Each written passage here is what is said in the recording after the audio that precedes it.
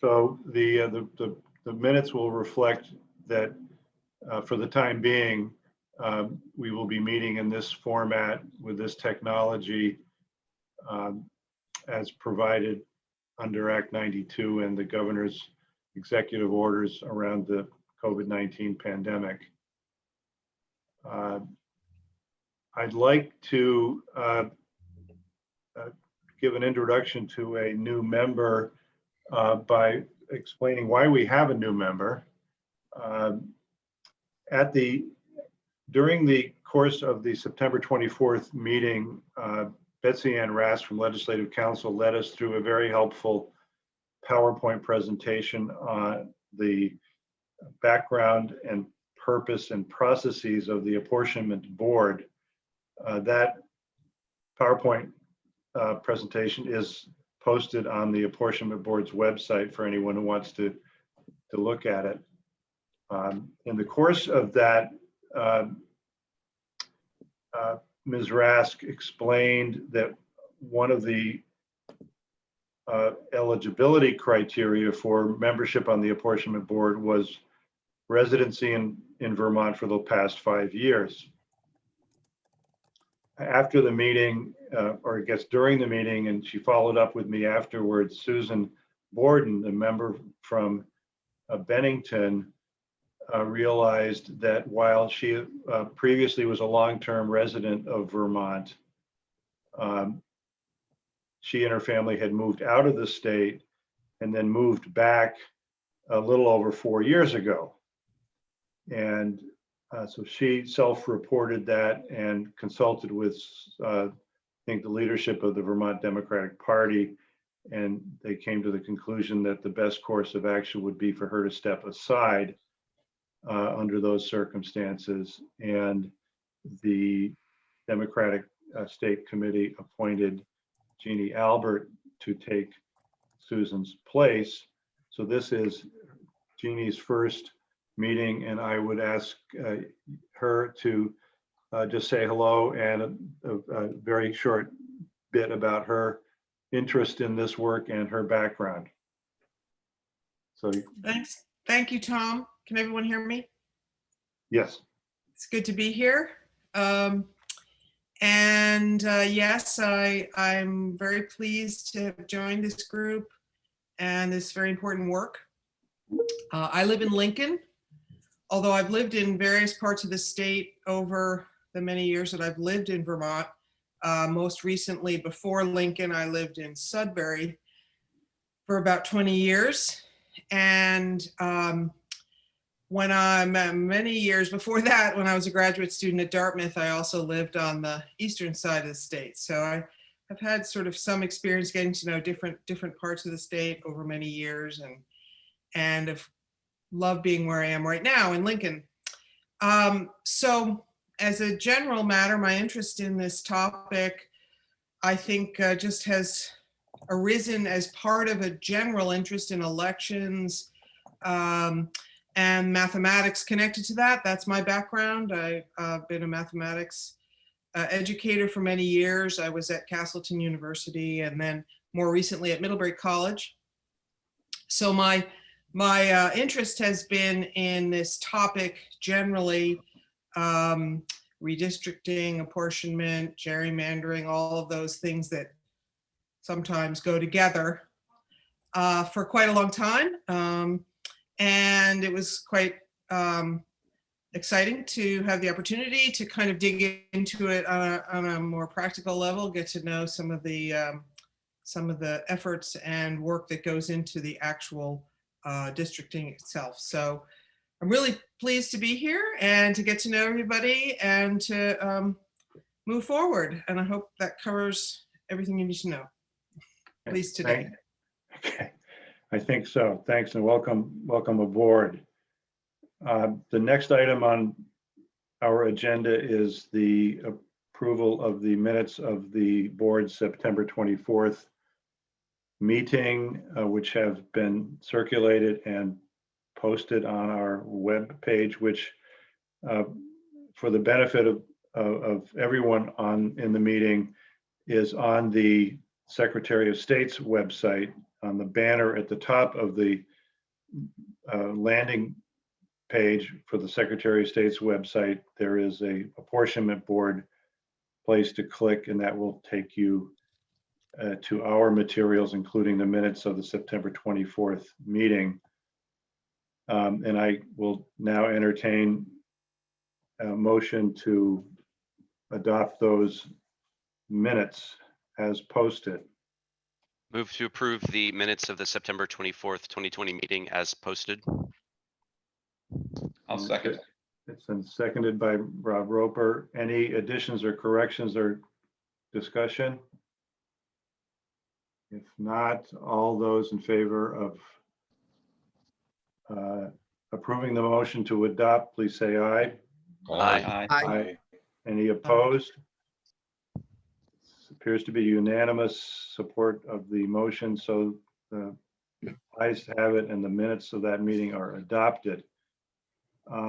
Next on the agenda is the portion reserved for public comment under the open meeting law, section 312H, which provides that the public shall be given a reasonable opportunity to express its opinion on matters considered by the board during this meeting, as long as order is maintained.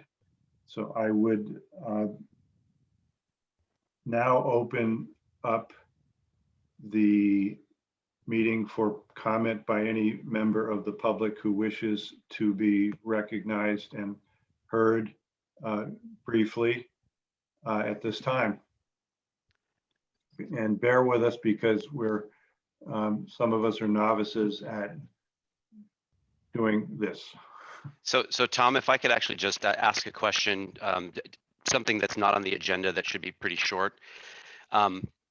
So speaking of public engagement, and this is a question for Chris, are we obliged to post agendas and warnings and connection information for these meetings 2 days in advance like municipalities are? Yes. Okay.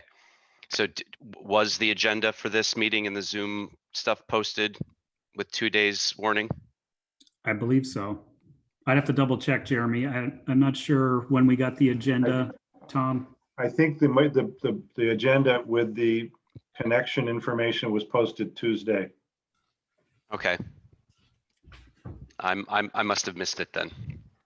Yeah, there's a little, I think we need to smooth out that process, but it went onto the website for public notice on Tuesday.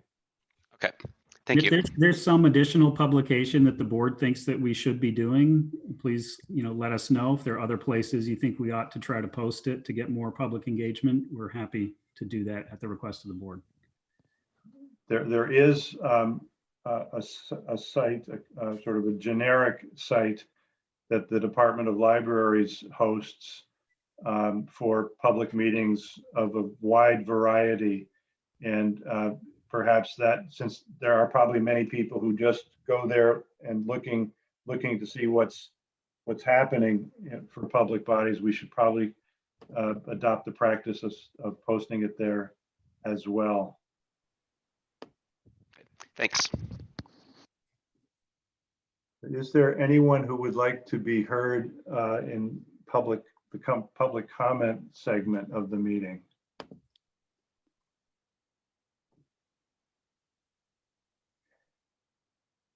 Going once,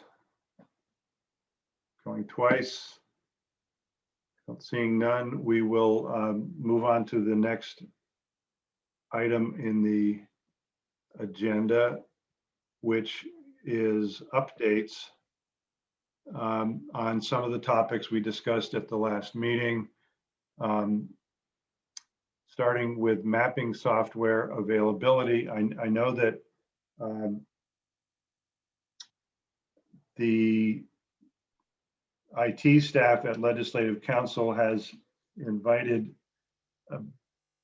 apportionment board members to attend one of two training Maptitude software training sessions coming up in the next 5 or 6 weeks. And is there anyone from that group in the meeting who might be able to say a little bit more about that?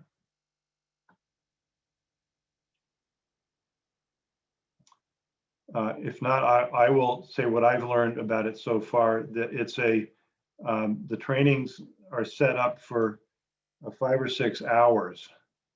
The notes that I took from 10 years ago were that this was not a perfectly intuitive system to use, and I think that's underscored by the length of the training. And I've signed up for the second of those 2 dates to see how much of that I can absorb. And I think 1 or 2 other board members have signed up so far. Just to remind us all, the Maptitude is the mapping software that the Legislative Council licensed the last time we did this work, and it was available to the board and to the Secretary of State, not on an unlimited basis because of the licensing arrangements, but it enables us to look at an existing legislative district or a proposed legislative district. It displays the existing population based upon US Census figures or whatever estimates we choose to use on an interim basis.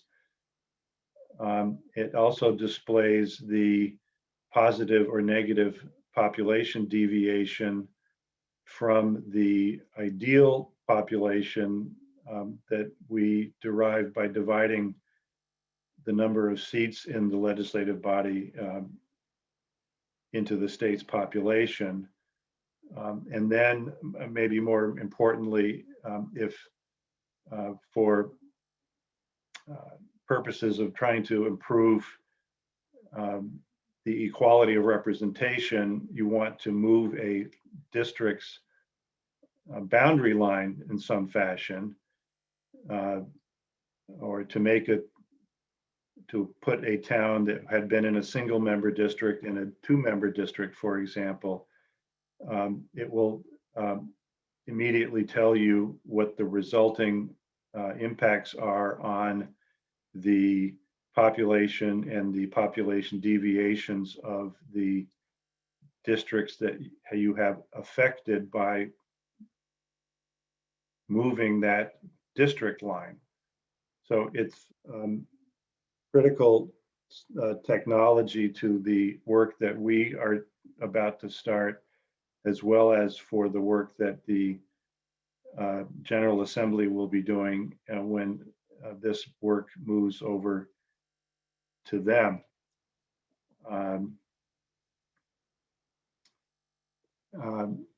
And in the 2010-2011 time period for the Apportionment Board, there were some Apportionment Board members who became reasonably adept with the Maptitude version that was available then, but there were also 1 or 2 Secretary of State staff members who became quite adept with it and were instrumental in helping the board navigate, if you would, through the process of adjusting the existing legislative district boundaries in order to try to achieve the goals that are set forth in the statute for the board in terms of equality of voting from district to district across the state.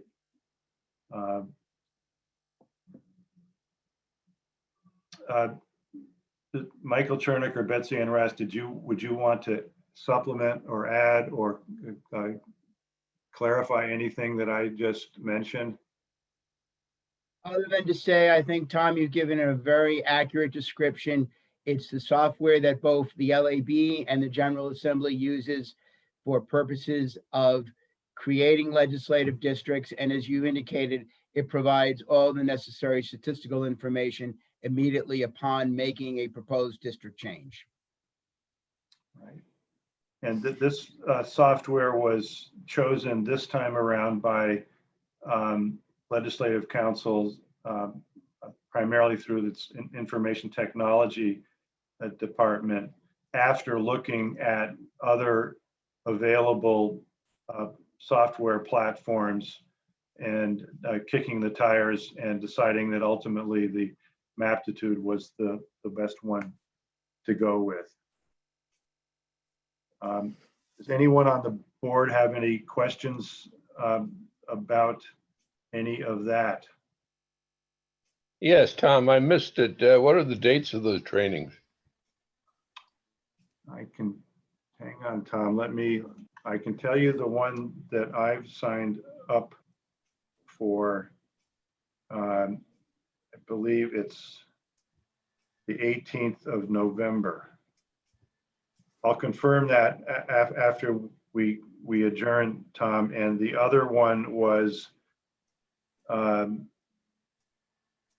wait a minute, I may be wrong. I think there's one in the middle of November and one in December. Okay. And Tom, maybe this is John from SOSIT. I just put it in the group chat. It's the 28th of October and the 18th of November are the dates. And if you need to sign up, Delia Gillen from the Ledge training, IT training, I provided the email address for her in the group chat as well. And she'll help you get signed up. thank you. So that's October 28th and November 18, Tom. And Thank you. it's approximately a 7-hour session. And thanks for also pointing out that we have a chat function in the meeting and that it is active. And an email address has been posted for Delia Gillen at Legislative Council. And apparently from Jeremy, there is some training resource. There are some training resources available from the company that distributes the Maptitude software, and Jeremy's posted a link to that resource. We'll come back to Maptitude and mapping a bit later, but to stick to the agenda. John Adams, do you have any update on the timing of our receipt of the final US Census results? I do. I was in communication with James Whitehorn, who's the chief of the redistricting office at the Census. Typically, you would receive the redistricting data products by no later than April 1st, 2021. They are reestablishing the timeline from when they'll be releasing those data. However, unofficially, he does expect to be able to deliver those in March. There are, I believe, 24 court cases in federal court right now that could potentially impact that. But the latest information we have is that unofficially, they're still expecting to be able to deliver that in March. I also made a few adjustments to the information or the site I had sent out last time. And if I can share my screen, I can quickly point those out. You should be able to, John.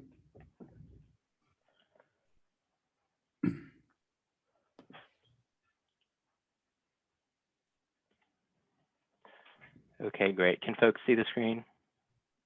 Yes. So a couple of changes I had made was first to the house map, we had talked about a focus more on the percent of deviation as opposed to the absolute numbers, with the board sort of trying to pay most attention to those areas that are deviating by more than 10% from the ideal. So this has been re-symbolized to represent that. And then you'll notice the legend on the side here. If you select one of those, it'll filter out and show you just those, and then highlight the number of districts that deviate by that much. The other thing I added, and John, that's using what data set to derive those numbers?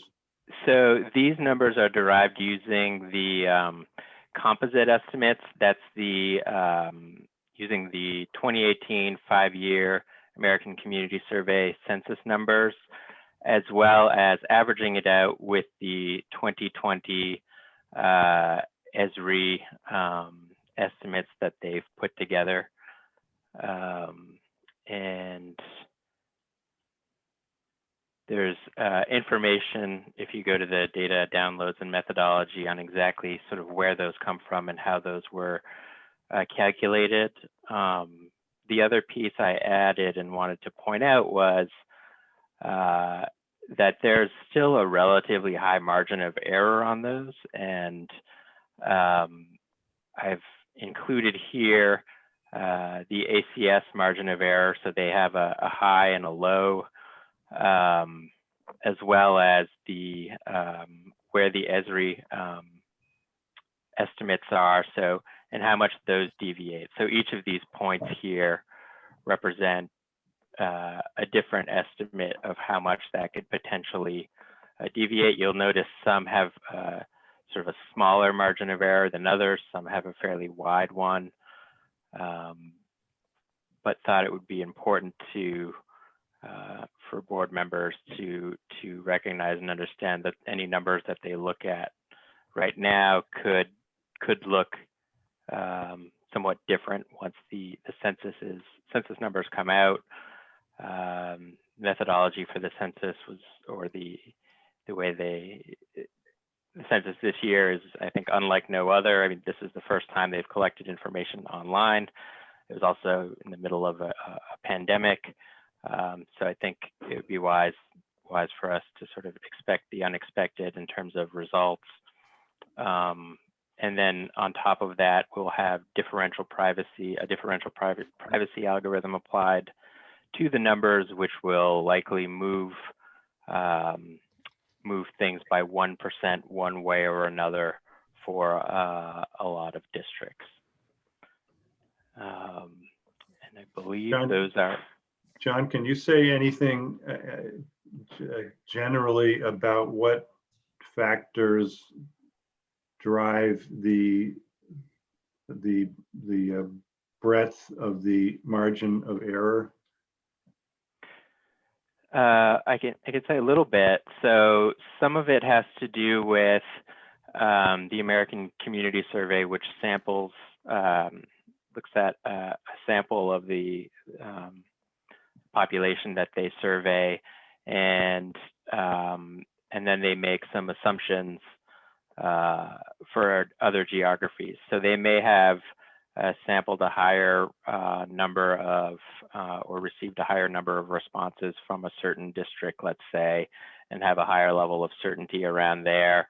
And for another, they may not have actually received much information from that district and may have made some assumptions using a variety of information and tools they have available to them. Okay. What I have been doing, and I'm sure we'll get into this in much more detail, John, but I wanted to mention it now for my getting up to speed purposes and trying to identify districts that may need more attention than others. I've been using a threshold of roughly 9.5% or greater variation, just to give maybe a slightly wider, set the guardrails a little bit wider on in terms of districts that might need, because if we use a overall deviation outside or upper cap of not more than 20%, not more than a 20 overall deviation, any district in the 9.5 to 9.9% is potentially problematic and would need some attention. A lot depends on just how close we as a board or the General Assembly in turn feels it's wise to approach that outer limit. And I'm sure we can work with those, we can play around with that. Does anyone else on the board have any questions for Mr. Adams? And John, thank you very much. This is every time you bring something to the table here, it's interesting and useful. Great. I'll also just point out as well, if you select this button here, there's sort of a different view of the deviation in terms of a table view with the numbers. If you're some of our brains work differently, and if you prefer seeing it this way, you can sort by the different estimates, and you can see the range of deviation that way. Okay. And John, I'm sorry, where are these links? So these are all available at lab.mapvt.com. Thank you. And the confidence interval for the margin of error on the census numbers is 90%. Okay. Any questions for John?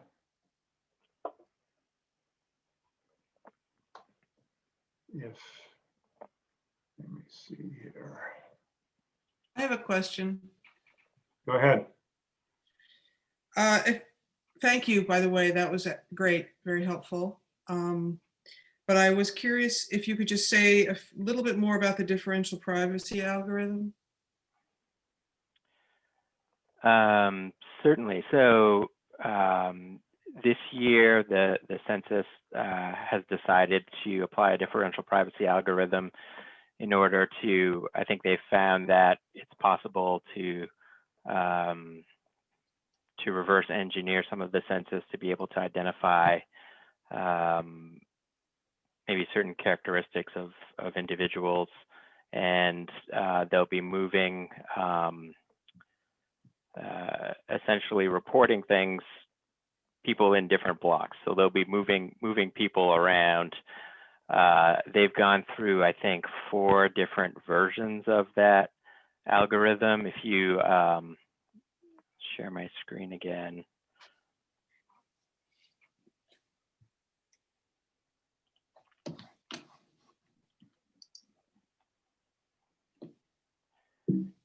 If you select the differential privacy button in the top right here, I've included some information, and you can get some sense of how before and after. So what this is showing is they applied the algorithm to the 2010 results, so we could understand how it might change. And it's broken out by race, total population. So you can select for any district and any variable, and it'll show you what the percent change is. So you'll see, for example, in this Addison district, before and after, the numbers were, decreased by 1.1%. For most states, the changes aren't that aren't as significant. They don't. Most legislative districts have a lot more people in them, but for Vermont, that has a much bigger, or differential privacy has the potential to have a much bigger impact on what the actual numbers are. Okay. Thank you. Mhm.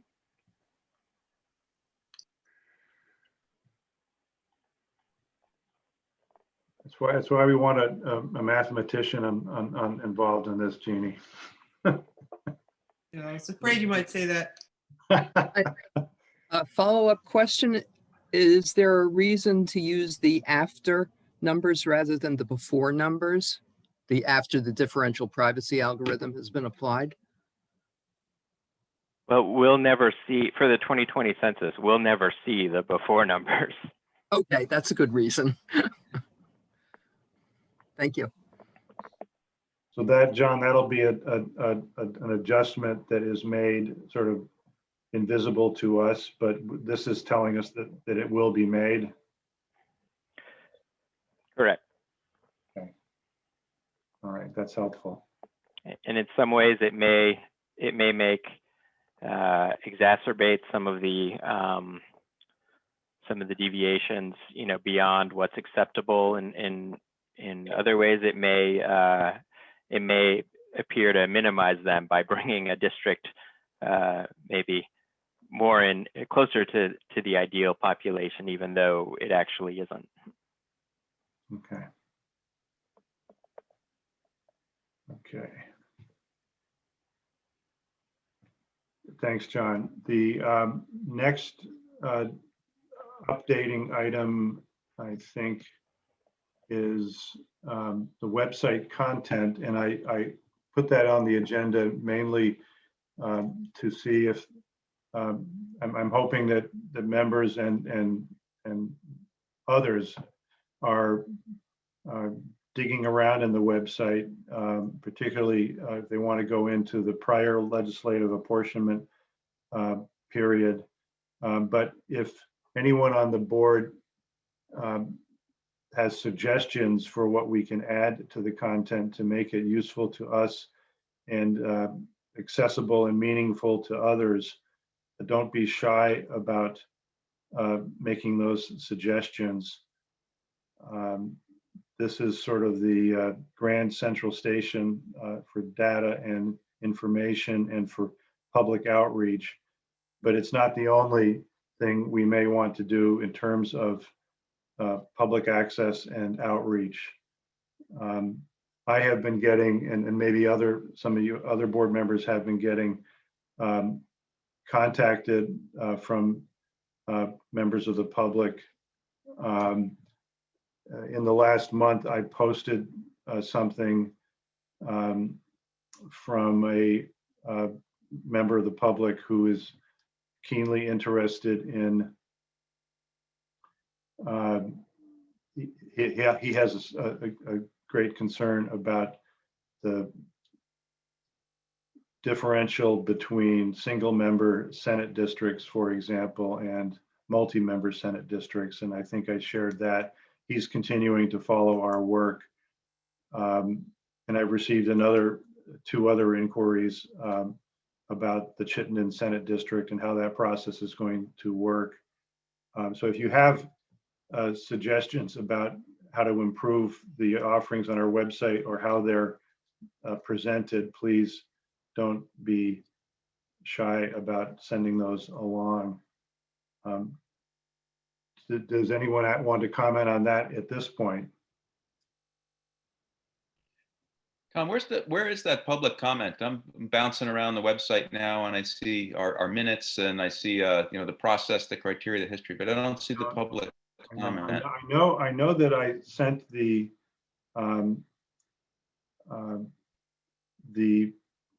document from Mr. Emmerich around to the board members, Rob. I got that email, yeah. But and I have asked, or if not, I haven't. I think I've asked, but we'll make sure that there's a place for that to get posted. And I've made it clear to Mr. Emmerich that that's part of our public record. But that's everything that the board generates is a public record. But it's this, we all know that there's a big difference between something being a public record, which means it can be requested, versus pushing it out in a way that is much more readily accessible to the public. And I think we want to be more clearly more on that side. So I'll follow up on that, Rob. And So Tom, just so I'm hearing you clearly, you would like a public comment space on the Legislative Apportionment Board's web. I think so, but I want to think about it and maybe learn something from the Secretary of State's office about the best way to do that. So I can see it just being a sort of a stream of postings without any organizational framework, or I could also imagine it being maybe topic related, but I also don't want to create a lot of work around that. So we'll have to strike a good balance there, and I'll talk to you about how we might be able to do that, particularly with people who have experience trying to achieve what I hope the board is in this regard. Tom, what was your experience last time with public input with the board? There wasn't much. The meetings were, all of the meetings were open to the public, but they were in-person meetings. And Rob can correct me if he has a different recollection, but I don't recall outside of members of the news media and maybe people interested from the standpoint of the political parties, there being during this phase of the Apportionment Board's work any public involvement. There was one person from Heinsberg who was advocating for single member Senate districts, for example, and he was made his views known to the board at the time. And we did some public outreach in terms of working with the news media, but there wasn't much of that. And one of my notes, Ed, to discuss under other business is whether and to what extent we may want to do some more proactive outreach in the form of public education about the process. Rob, do you have any different recollection about 10 years ago? No, that's about it. I remember there were maybe 3 or 4 people who would show up to the meetings somewhat regularly, but that was about it. Okay, I'm sorry, Ed. Tom, I just wanted to take a point of privilege and see that the internet tells me that it's Chris Winter's 50th birthday today. It's not your 50th birthday today? It is your 50th birthday today? I'm just shaking my head in disdain. Can neither You're confirm nor shaking your deny. head that you're disdain that you're 50? Or that you're at a lab meeting on your 50th birthday? That's it. And Ed Adrian is pointing this out to everybody. Thank you. Oh, Ed. come on. Shows your commitment to the cause. Ed, so I think we will come up with a more coherent approach to collecting public input and participation and making it part of our record. But I think it's incumbent upon us to do that. And likewise, there may be many members of the public who are participating and who are just happy to follow along for the time being without necessarily wanting to post something for the public record, and that's perfectly okay. So stay tuned on the website content. Tom, One may I- other, go ahead, Chris. Can I ask, with respect to board member information, I think we still have an open question there about what you would like out there for board contact information. You all now have partner accounts with the state of Vermont. We can certainly list those email addresses. But I don't know if any of you would like to put a phone number out there or any other sort of contact information other than the partner email addresses. Well, I'm willing to let that be a board member decision. I know that there was a snag in getting me set up on the state-based email address, and we hope to fix that later today. Okay. So that that can flow smoothly.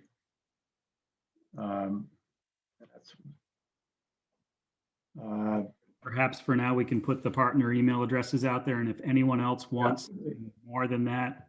Yes, website, I think that's fine. And if people want to add other, phone numbers or their own personal website or a Twitter account, anything like that, that's fine. Or not, that's fine too. As long as there is a way to directly contact board members, I think that'll do it. Let me click over to. So the next agenda item is what work can the board start on now? We've heard when we're going to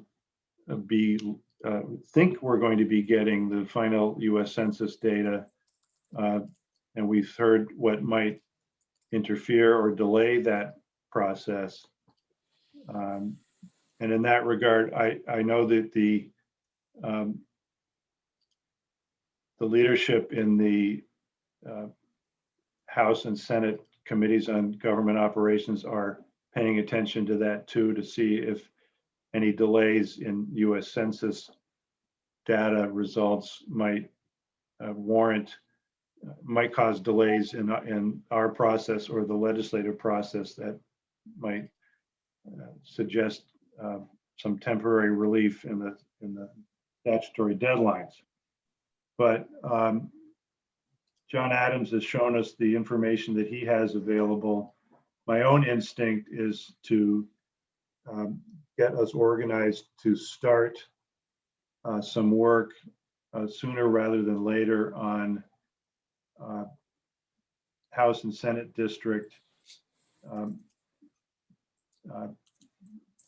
redistricting work, remapping work, identifying the districts that we think are the ones that need attention more than others, and then to try our hand at what that might start looking like. Understanding that we don't have final census data, but that we also understanding that we need to start someplace, and that any initial work that we might do would be supplemented and corrected when we get the final US Census data. Tom, I wonder if the folks that know more about how this stuff breaks down technically can weigh in, but obviously I think the Chittenden Senate District is going to be a big area of focus, at least from what comments that I've been getting on this, just on Twitter mostly. And that to me seems less granular than the legislative districts, because the size of even a 1-seat Senate district. So I wonder if we could just get started on that right off the bat. because of the fact that it's less granular. Could you say a little bit more about less and more granular? And I'm not, that doesn't. Well, sure. I think that the standard deviations of, let's say, 10% or 9.99% are going to be a much larger number of actual people than in a legislative district, so that the census numbers, even if they're rough or even if they're estimates, are probably going to be a lot closer or less impactful on a Senate district than on a legislative district. I mean, that's just my rough guess, but I'm a lawyer, not a mathematician. Okay, I get you. I think I got it now. You confused me by comparing Senate districts to legislative districts. Yeah. And you mean House districts. I'm sorry. Yeah, That's correct. Okay, got it. Well, we got to start someplace. And every journey begins with the first step. And there's nothing preordained about where we start. We could start that way. We could break down into some teams and have one team working on that pathway and another working on some House districts. What I have been doing and what I would encourage you to do until we get Maptitude up and running is to work with the materials that John Adams has provided to us, understanding that these are estimates, but also understanding that a lot of work has gone into producing them, and pick a legislative district that has appears to have a high or a low population deviation, and start studying what's, the towns that are in that district and what the population is, and and maybe more importantly, what the adjoining districts look like in terms of population deviation, and then start to visualize what it might look like to alter one of those districts by, and then there's a number of different ways that they can be modified. You can, as I said earlier, you could, on the House side, you could combine single member districts into a 2-member district. You could move one town from an existing district to another district. When you start doing that, when you start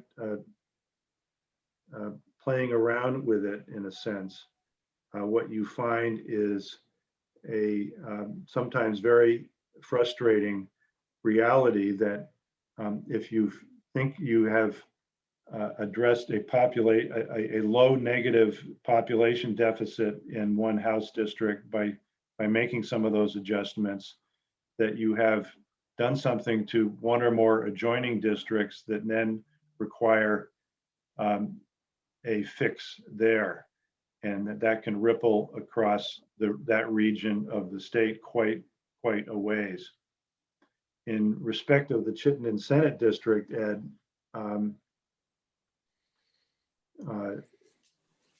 I have been, as I think I've mentioned before, I spent a fair amount of time over the last 2 years puzzling over that and how it might be possible to subdivide it into smaller districts with fewer senators and still achieve the reasonably tight population deviations. And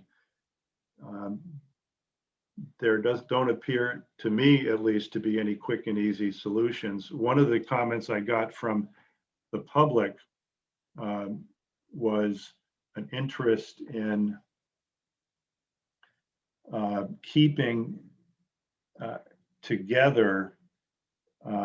This focus was strictly speaking on the Mount Mansfield Union Unified School District, which is the towns and the schools in the towns of Underhill, Jericho, Bolton, Richmond, and Huntington. I think I've got that right. And an interest in having all of those towns be in the same Senate district, not necessarily a single member Senate district, but right now Huntington is in the Addison Senate district. And this, I sense that this is an interest among more than just a few people in the Mount Mansfield Union School District. That they feel it would be a good thing to have that school district all in together in some Senate district. Looking at the rough numbers, that district, those 5 towns, is a little over 14,000 people, including Huntington. Which means it's far short of what's necessary for a single member Senate district. Another person suggested, well, why don't we add the Champlain Valley Union Unified District to it, which by my estimated figures, that's about 25,000 people.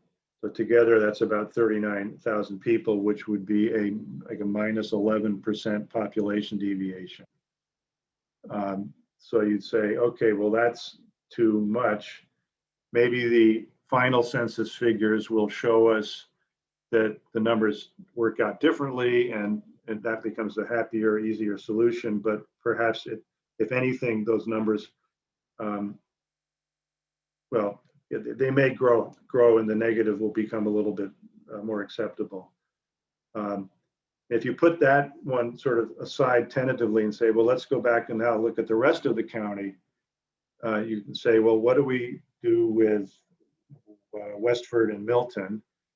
And can you combine those with Essex into a single member district? Well, that's probably too many people for a single member district. Can you throw it in with the last 2 that we talked about and make that a 3-member district? I'm not going to come to any real conclusions except to encourage the board members to start to do this work, even if you're doing it on the, without the mapping software, just to sort of get into the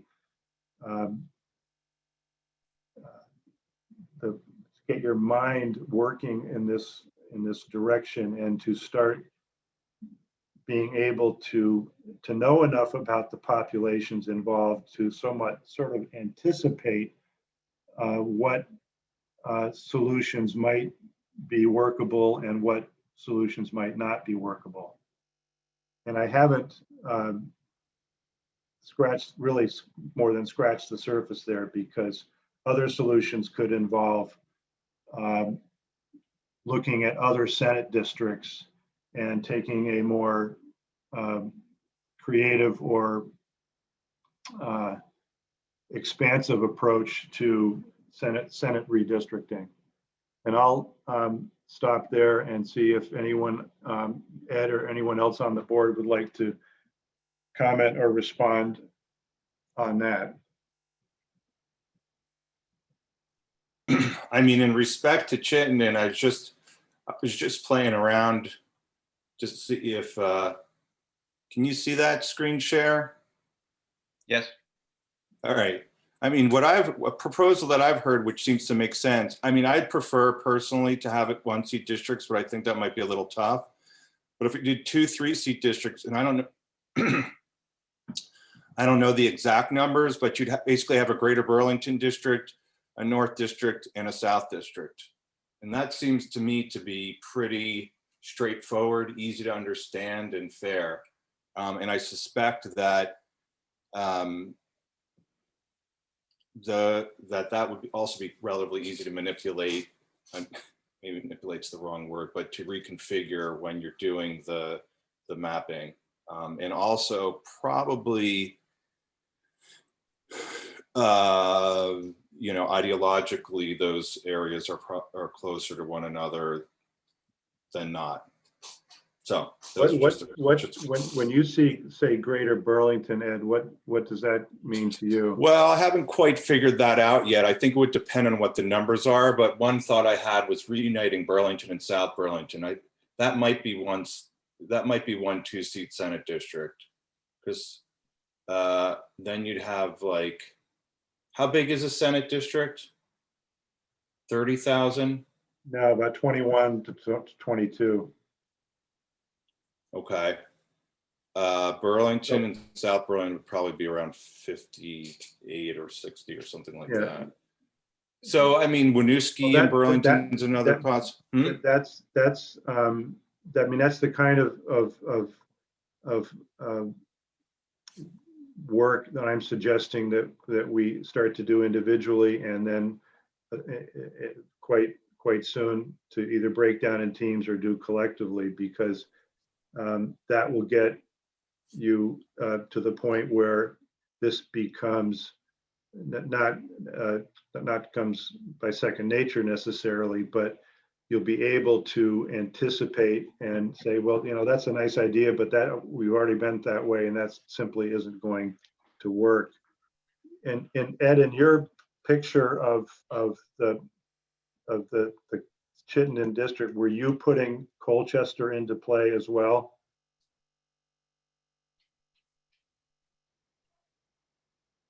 You've got a map of the county, not of the Senate district. Just to be clear about that. Ed, you're muted.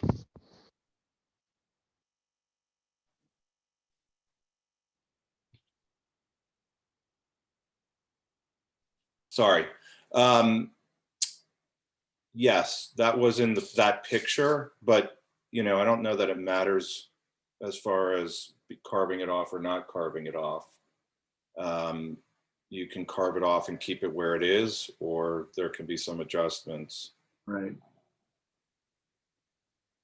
Yeah, what I had done, and I think I discussed this at the last meeting, or if not, with some of you individually, and this was based on 2016 population estimates, is I tried a 3-member district, Burlington, South Burlington, and Winooski, which got to a +8% deviation, which is sort of okay.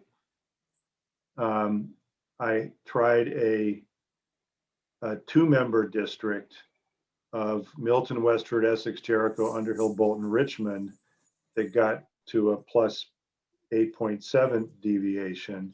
And then a 1-member district of Shelburne, Charlotte, St. George, Williston, and Heinsberg.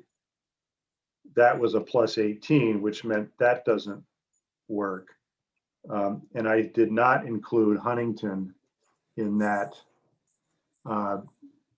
exercise because Huntington had been put into the Addison district. I then took a whack at 2 3-member districts, which would be Burlington, South Burlington, Winooski, which is the +8% deviation, and then every other town in the current Senate district as a 3-member district, and that yielded about a 12.5% positive deviation, which is too high. And that is, again, was an effort to not mess with the existing Senate district boundaries just for the sake of that particular exercise. And that's what we will find is you keep coming up against is some ideas or some proposals that make a lot of sense until you add up the numbers, and then you've got to go back to the drawing board. Keeping in mind that there is a strong, there's a statutory, not an absolute mandate, but that's certainly a strong statutory value and historic practice against subdividing towns unless you're a town that chooses to be subdivided. So for example, Bennington proper is subdivided into two-member districts, I believe, and that's something that Bennington chose. But carving up a town and putting it into two separate Senate districts would be something that you really wouldn't want to do. At least I don't think so. Anyone else want to weigh in on the process or the methodology? This is a good conversation. So speaking as a computer scientist who uses not this sort of software, but similar software, we can hand work out some of these problems, but there are also software processes that could also try hundreds of thousands of combinations to try to hit these mathematical targets, as long as we agree what those mathematical targets are. Mhm. So that's an alternative. I think starting in sort of with the macro picture, like we're talking about right now, if we want to focus on the Chittenden district, that seems like a small enough problem to tackle, but you could conceivably, throw this at a computer and have it run through, hundreds of thousands of permutations of, different cities, different towns, different portions of cities and towns, and then do that calculation automatically, and then just give you a list of which one conforms to the criteria that we're hoping for the best. That would be excellent. As I recall from 10 years ago, the Maptitude refused to perform that function. I think that was one of the questions that Neil Underville and I asked about the single member districts is, can we just have the computer generate a random single member district map and that we could look at and say, well, that works or it doesn't work. And the software wouldn't do it. It wouldn't do it. So if you're able to make that happen, that would be extremely convenient. And maybe the 10-year difference in the software will allow for that in and of itself. Rob, I've asked that question about Maptitude, and I think the answer hasn't changed. We'll find out when we get further into it, unless Chris or Ledge Council can tell us right now that otherwise. But any kind of a simulation software, Jeremy, that you could have, and maybe the first step would be to see if the board has a clear consensus on what those parameters would be for running those simulations. So I'm not asking to use something built into Maptitude. If Maptitude allows me to write software that connects to it then and asks Maptitude if it's going to do the calculation for compactness or what have you, if I can just create a scenario, kick it over to Maptitude, and it gives me a number back. If that's, I have not looked at that at all. I'm like literally downloading Maptitude right now to see what's possible, but that's something that I do intend to try. Okay, well, good. And that would be a very useful, Jeremy. Again, as you pointed out, understanding that we would have to just agree in principle, at least, on what we wouldn't want a district to look like under any circumstances, and then let it turn it loose and see what combinations it comes up with. I've only done it in a very rudimentary way, enough to know that if you want to observe existing town lines and observe the existing Senate district outer boundaries, and understanding that you want compact districts, it is the simple solution didn't immediately emerge that satisfied those fundamental criteria.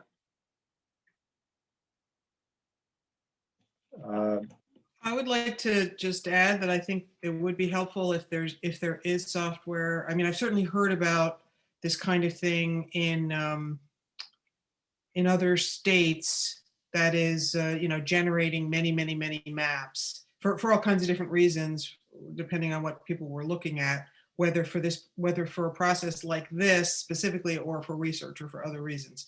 So I assume Jeremy is talking about, I interpreted what Jeremy said as this software exists and we might be able to use it, whether it's connected to Maptitude or not. Hopefully that was correct. I wanted to actually just ask a question.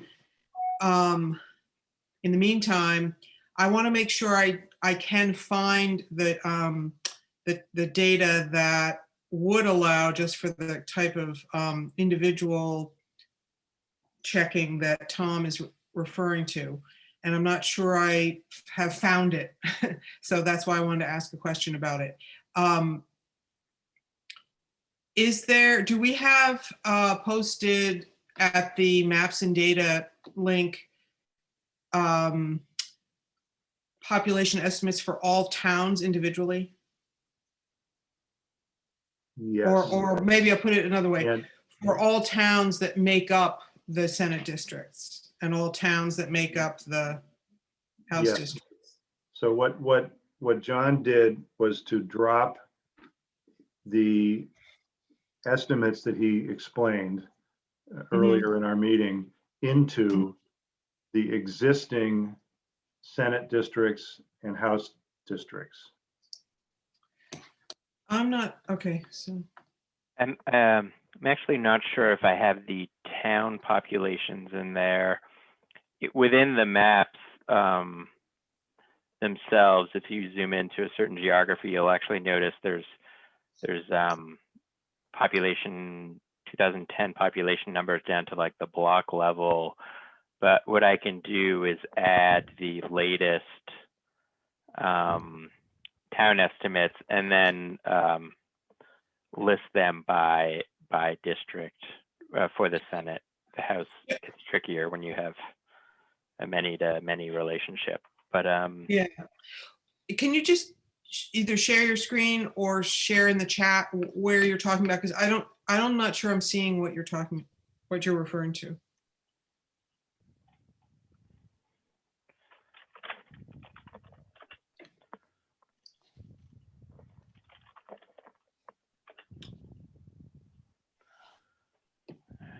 let's see.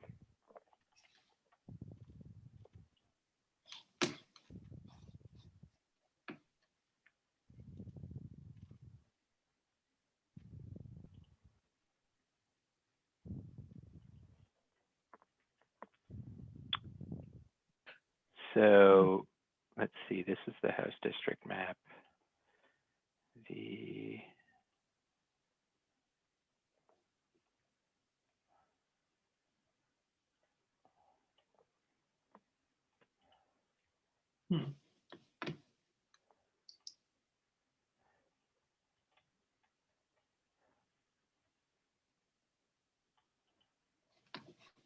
I don't think I have anything on the Senate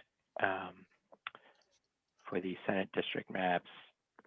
In the House, what I was referring to is you see these red lines everywhere. Those are the actual blocks. So you can see, there were 166 people here in 2010, which, the block level information is not going to be helpful for you for looking at the Senate. So what I can do is both add it to the map, but also just post a CSV or a table that has most recent town estimates with the margin of error and what districts they're in.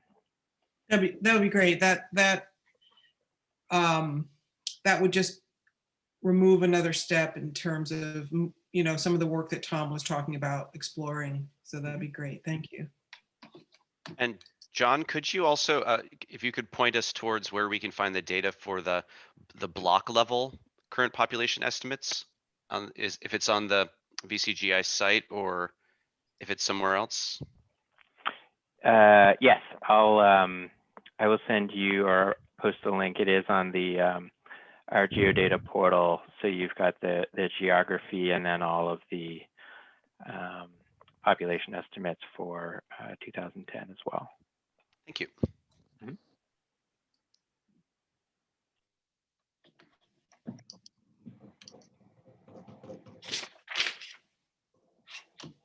Thanks, John, again.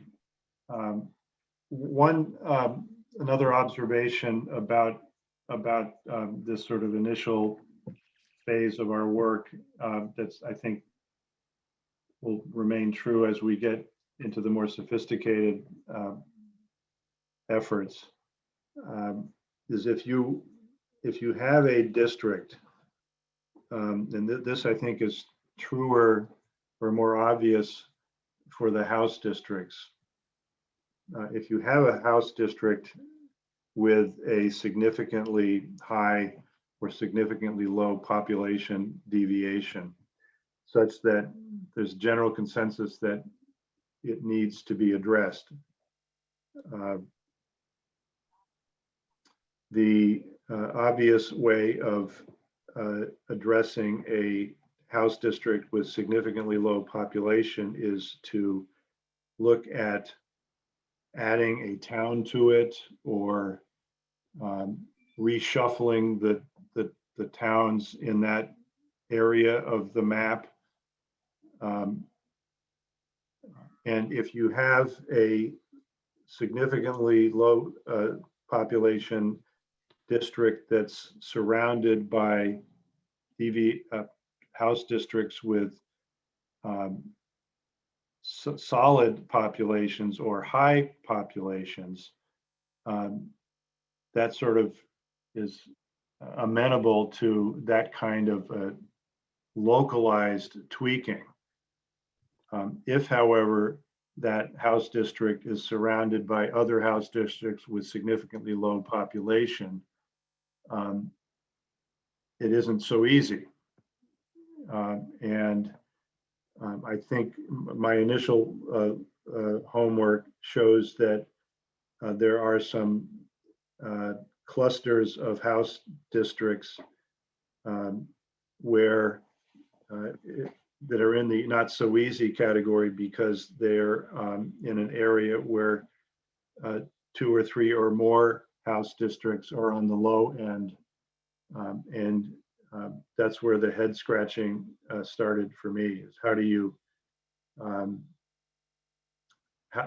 have to become more creative, and how far afield do you want to go to start sweeping or pushing population from further away districts down towards the district, or districts with significantly low population deviations, in order to address them and still maintain the same number of seats in that general area of the map.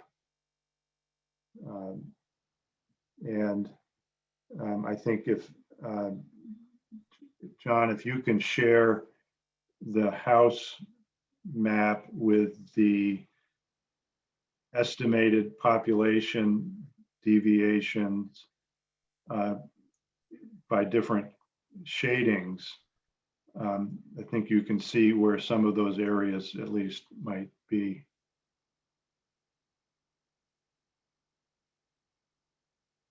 Well, the easy way to sum the whole thing up is to say that the neck bone's connected to the shin bone. Thank you for that that pithy, if not earthy, comment. Yes, exactly. So if you say you're in one corner of the state that's got a problem, and you end up fixing it by fiddling with 30 House districts, that's a lot of work. And historically, that is the kind of work that the board and the legislature have done, as opposed to saying we're simply going to change where the House seat is located. And looking at this at a very high level, you get the same problem at the other end of the population spectrum in the northwest sector, Chittenden, Franklin in particular, where you have high deviation house districts surrounded by each other. So moving population among them doesn't achieve the desired outcome, and you have to go further afield unless you were to say, we're going to add a House seat to this area of the state and take it away from another area of the state. And which is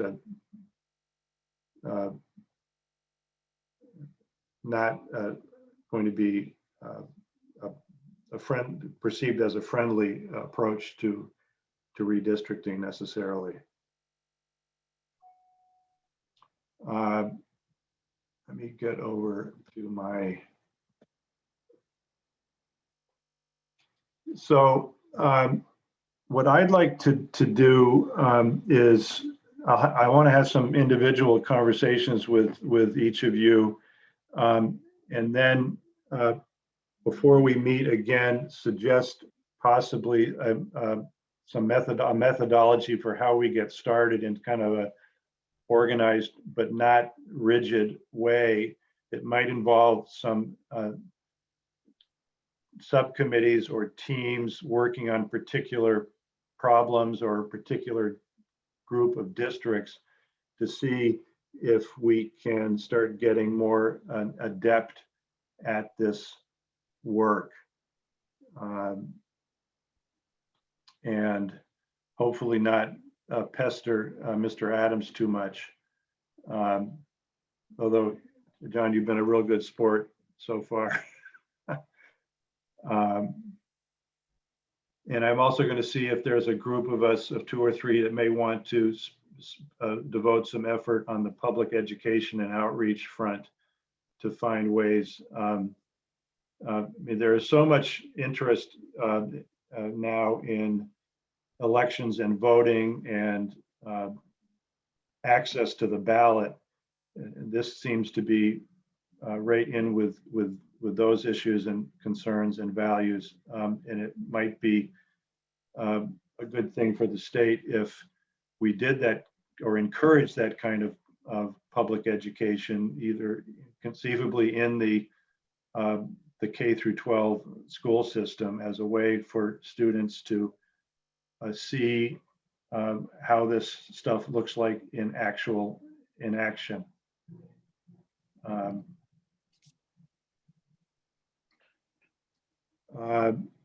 The next item on the agenda is how frequently we should be meeting. We're scheduled to meet on November 12th and December 17th.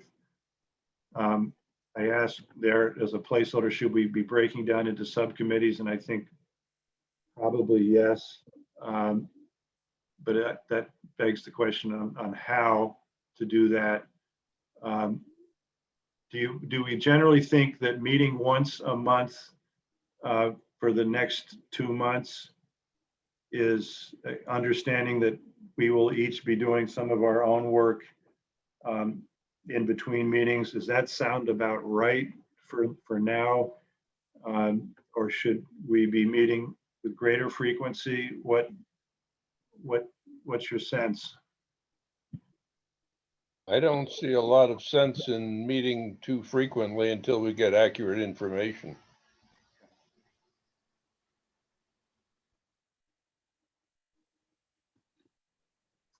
Mary, do you have a thought? For me, the important work in the next couple of months is going to be tinkering with the maps and becoming familiar with the problems there, and learning to use the Maptitude software. And also, you know, my work experience has been that it's really hard to schedule meetings in December. December just tends to fall apart. So the 2 meetings we have, I think, are enough. Okay. And we can look at it in January. Okay. Others? That sounds reasonable, what we have. Okay. Okay, Yeah, I agree. all right. It's nice to agree on things. That's good. Um, Other business. This is sort of a place to raise anything you would like to raise. I think I've tossed in everything I had on my plate, with one or two possible exemptions, but I want to open it up to you all to see if there's stuff we've missed or things that you'd just like to share that you've been thinking about.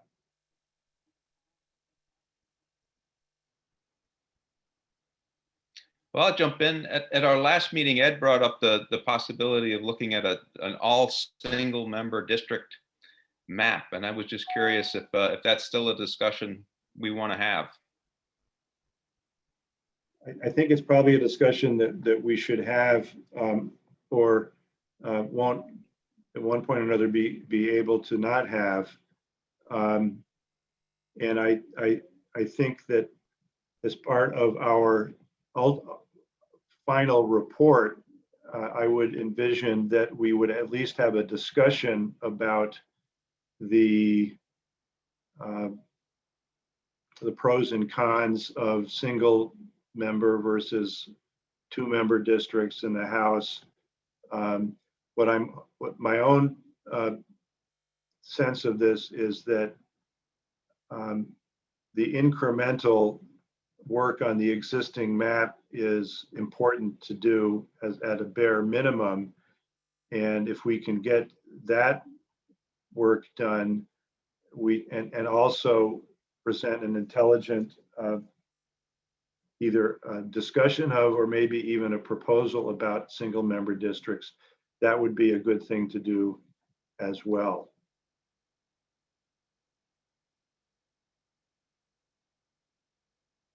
For the benefit of those who weren't intimately involved the last time around, the board's the board's report included as the board's proposal a House map with 150 single member districts, if I recall correctly, Rob.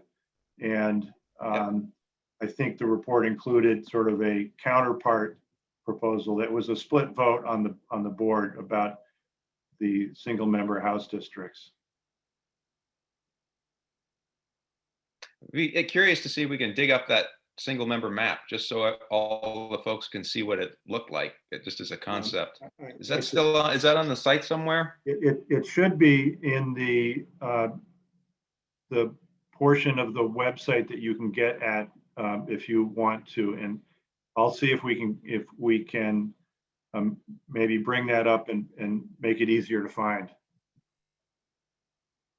What I don't recall, because I didn't do as much work on that as you and Neil and Steve Hinchin did, Rob, is exactly what your methodology was to do that, and what kind of going back to Jeremy's comments about the Senate district and doing some computer simulations, what you had decided you wouldn't do when making all single member districts. I don't recall that part. Well, searching my memory, basically, obviously we wanted to have each district be, roughly 4,172 people. That was the number one criteria. We wanted to keep town lines as much intact as much as possible, although that wasn't a deal breaker if we had to break up a town. But the idea was basically to have the even districts with 5 House districts making up a single Senate district.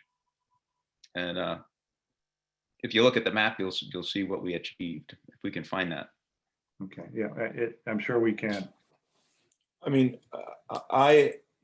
like I expressed last time, Rob, that would be my preference ultimately, but I'd also like to produce something that the legislature might actually adopt. My understanding in reviewing the report from last time is that the Republicans and progressives suggested single seat districts, and Tom issued a minority report with the 2 Democrats. So there was obviously some party line splits.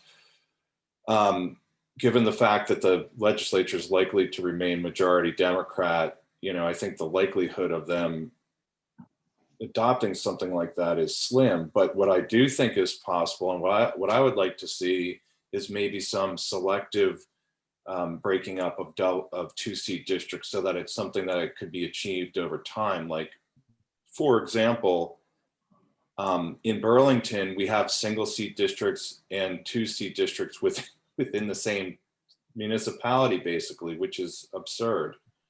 And I'm sure that there's other instances that there's similar constructs. So that would be my suggestion about that, because I think from a kind of academic standpoint, it's interesting. And again, I want to be clear, if the majority of the board wanted to support it, I'd certainly be interested in entertaining it, but it just seems to me to be unlikely to be adopted. Well, and as I said, Ed, that there's nothing preventing us from a sort of a both, presenting them in some fashion as to maybe the main option, which would be a more incremental approach, and another option for the General Assembly to also take under consideration if they wanted to go that way, even if they might not. I don't think the General Assembly has ever done what the Apportionment Board has recommended anyway, so we couldn't be guided by that. No, I think in some instances, it's been a starting point. The board's report has been at least a starting point to get them oriented and up and running, and then other factors, you might say, come into play. True.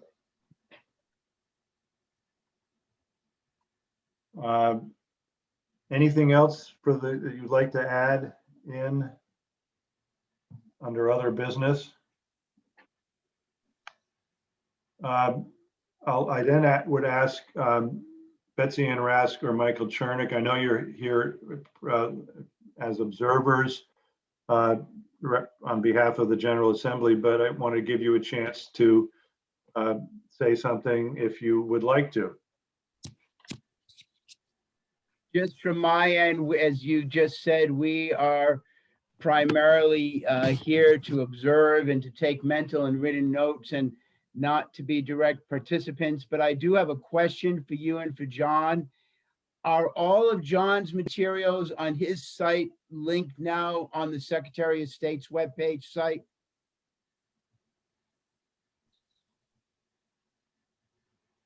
I don't know, but is there a generic link on the Secretary of State Apportionment Board site to the site where you're posting your materials? I'm not sure that there is, but I can work with Chris and Mia to get that up there. I think that would be really helpful for everybody, both all of you on the board and for Betsy and myself and for the public. Thank you. Thank you, Michael. And Chris, is you or anyone from the Secretary of State's office have anything that you would like to add at this point? I don't think so, Tom. Just that we've taken down a couple of changes to the website that will be getting put into production in a day or two. And if anyone else has any comments about the website, any other thoughts, please do send them our way. I will be in touch about that, Chris, and also to maybe once the general election is over, maybe pick your brain and others' brains about the public outreach and education. I know that the Secretary of State has been a big advocate of that, and we may be able to find some synergies in what he has already done over the years in terms of public education and outreach. So we don't try to invent a new wheel. Okay, sounds good. If there's nothing else to come before the meeting, I would entertain a motion to adjourn the meeting. Move to adjourn. Mr. Adrian, is that you, Jeremy? That was me. Jeremy moves to adjourn. And Second. Rob Roper seconds the motion. All in favor, please say aye. Aye. Aye. Aye. Opposed? The ayes have it, and we are adjourned. Thank you all for your help. Thank you, Thanks, Tom. Tom. Right. Happy birthday, Chris. Thanks, Ed.